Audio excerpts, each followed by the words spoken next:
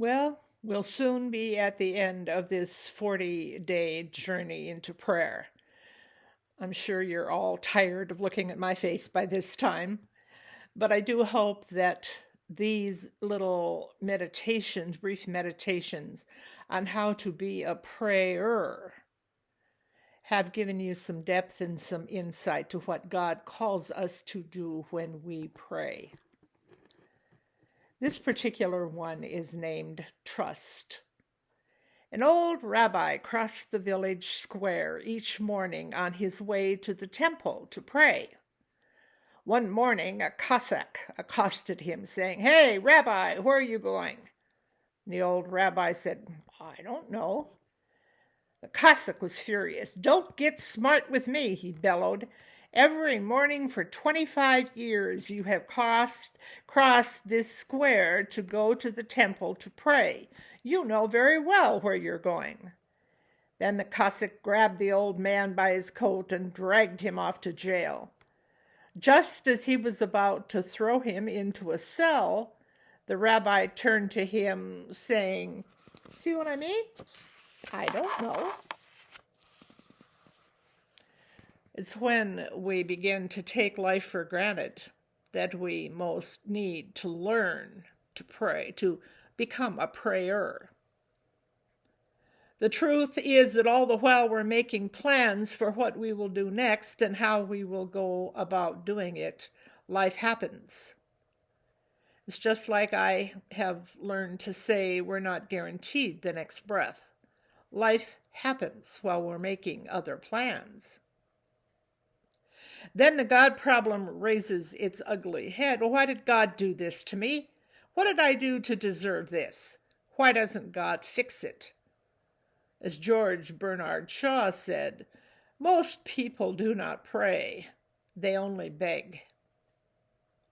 Somewhere along the line, if we are ever to grow up spiritually, the whole notion that prayer is about learning how to make life what I want it to be dissolves.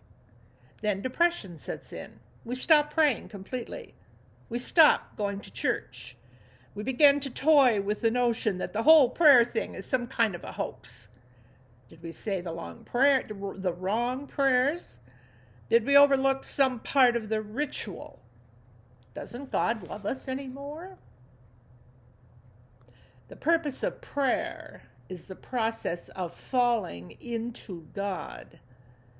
As the mystics would say, we are beginning to learn that God alone is enough.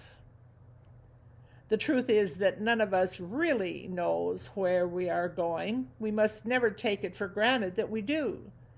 We can plan our lives, but we can't guarantee them.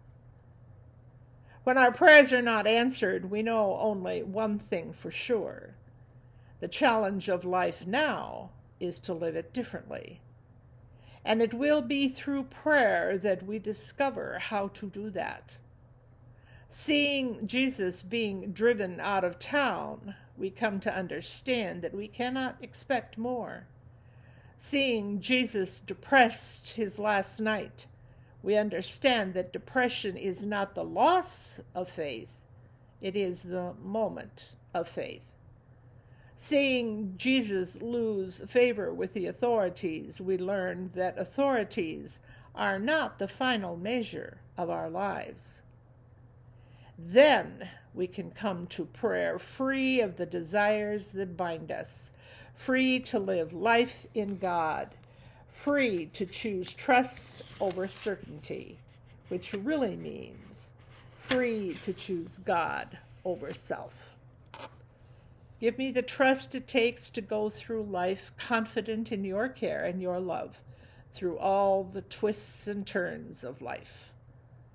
In Luke chapter 21, Jesus says, "Be on your guard, lest your spirits be bloated with indulgence and drunkenness and worldly cares. That day will suddenly close in on you like a trap.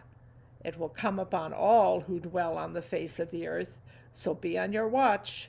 Pray constantly for the strength to escape whatever comes and to stand secure before the chosen one."